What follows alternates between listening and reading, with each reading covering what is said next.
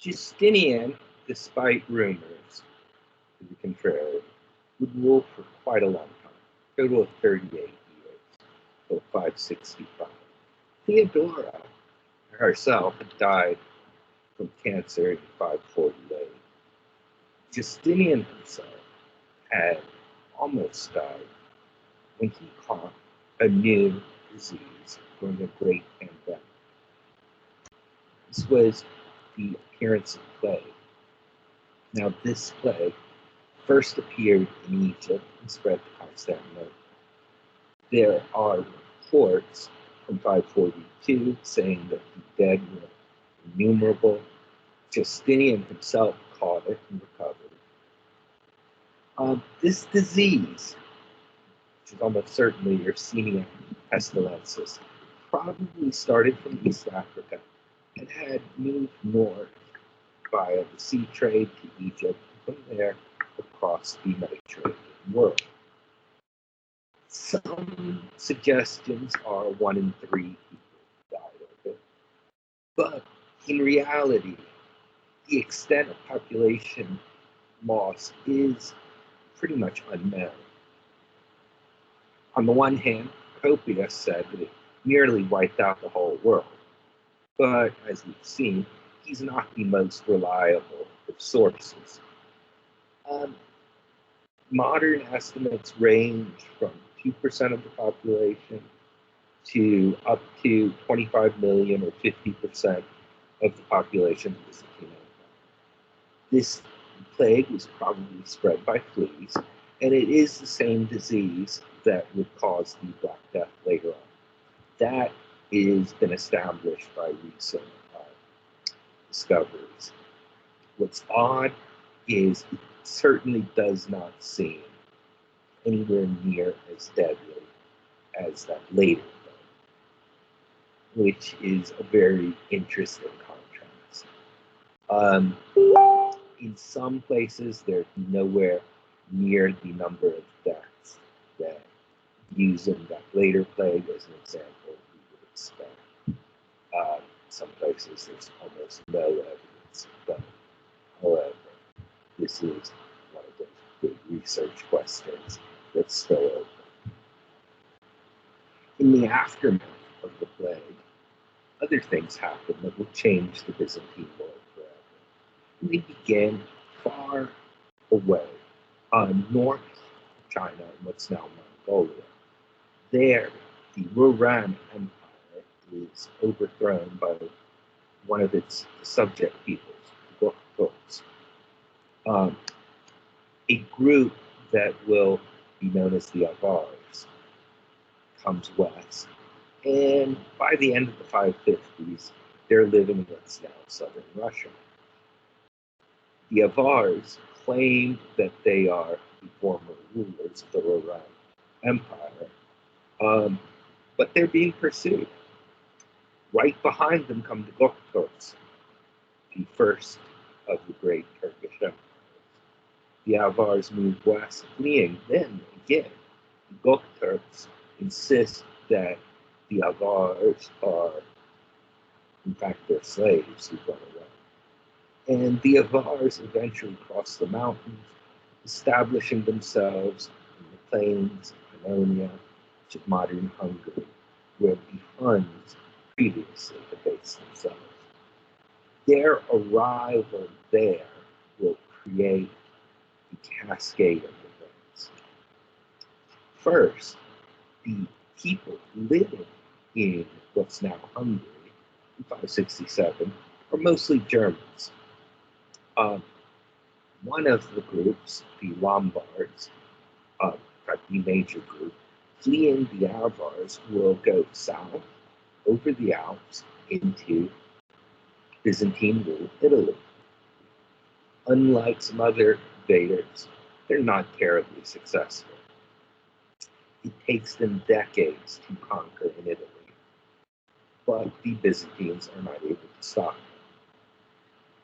The Lombards do not have a united government, they splinter, and as they slowly move south in Italy, Italy itself splinters and is soon divided between between multiple Lombard duchies, as well as the territories still controlled by the Byzantine Empire. This is the end of the political unity of Italy. It will not happen again that one person controls all Italy until 1860.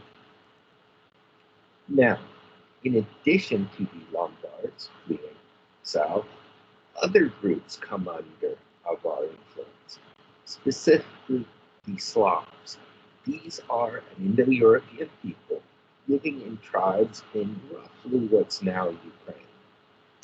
And they have been slowly expanding during this whole period into the areas that the German tribes that have gone into the Roman Empire are abandoning, spreading westwards into what is now Slovakia, Czech Republic, Poland, and southwards into Romania and beyond.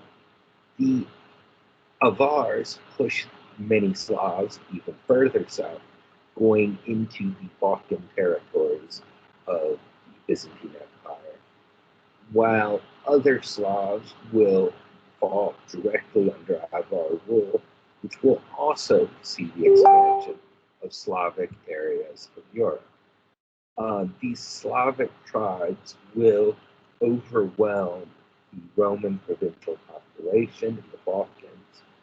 Later on, they'll come to be known as the Bulgarians, the Macedonians, the Serbs, the Bosnians, the Slovenes, the Croats, and the Montenegrins.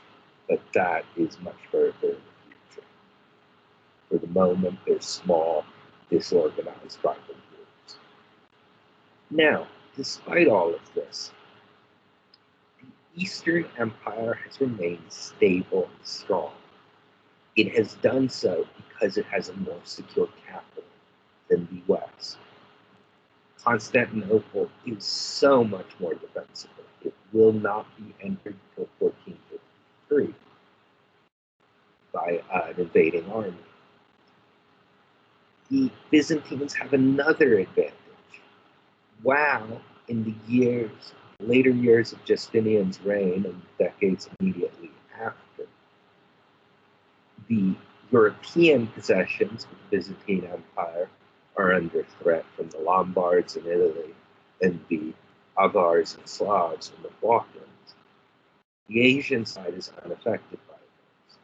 When there are invasions on the Asian side, they do not affect the European side. It's only in 1355 that both sides are threatened by the same enemy. And in fact, through the late 6th century, all of the barbarian incursions that have occurred have been on the European side. That has not historically been a major source of revenue and economy for the eastern half of the Roman Empire. And, of course, the Eastern Roman Empire does not suffer from civil war. One emperor hands power peacefully to his successor for almost 300 years. This long period of internal peace and prosperity is important. The East, to begin with, in the 4th century, was much richer and more developed than the West. It had Egypt, the wealthiest region of the Roman Empire, the biggest producer of wealth in the ancient world, securely in its control, as well as Syria, Asia Minor, and North Africa. In the areas controlled by the Byzantine Empire, unlike in the western provinces that were lost, land was not held by a small group of people. There were many more small farmers who owned their own land, smaller estates, which gave greater equality of resources and more stability. People in the East, though, saw it in a very, very simple way. As an author, Evagrius Scholasticus, tells us in 594. But since the time that the renowned Constantine succeeded to the empire and had entrusted the city he found under the protection of Christ, look among the emperors who succeeded him. See if you can find one, except Julian the Hierophant, who was killed by his subjects or by his enemies. Has there been since that time an usurper who has won the leadership from a legitimate prince, except that Basilicus he drove out Zeno for a short time, but was deprived by Saint Zeno of the authority he had usurped and of his life? That is, the idea that now that the empire is Christian, Jesus is the protector of the empire and creates stability to as a benefit. Unfortunately for Evagrius Scholasticus, he almost certainly lived long enough to see his words